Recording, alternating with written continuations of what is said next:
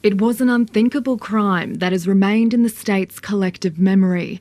12-year-old Sunshine Coast schoolgirl Sian Kingi was riding her bike home from school when she was abducted, raped and murdered in 1987.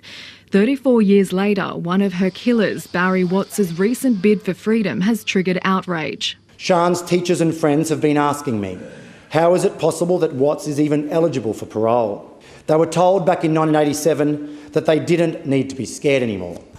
But now they are scared again. But prisoners like Watts, triple murderer Max Seeker and Daniel Morcombe's killer Brett Cowan could be blocked from applying for parole for potentially decades under tough new laws being drafted by the state government. We have a proven track record of introducing the nation's strongest laws to protect the community. And now we will do that again. Under the proposal, the head of the Parole Board would have the power to make a declaration that a person who's serving a life sentence for killing a child or multiple murders and is eligible for parole would be prevented from obtaining it for up to 10 years. There would also be no limit on the number issued. Which means that a further declaration could be issued for up to 10 years at the expiry of the previous declaration and so on for decades.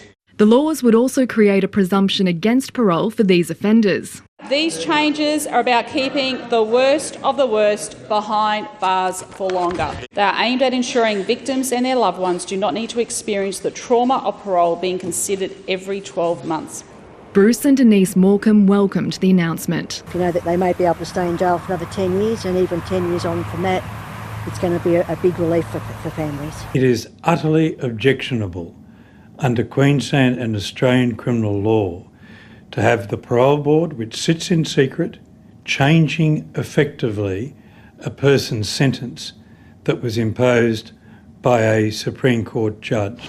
As the government prepares to introduce the legislation to Parliament, the ABC can reveal Barry Watts' bid for freedom is also threatened by a historical warrant in Western Australia. He's wanted over a parole breach in the 1980s, before he murdered Sian Kingi. Kate McKenna, ABC News, Brisbane.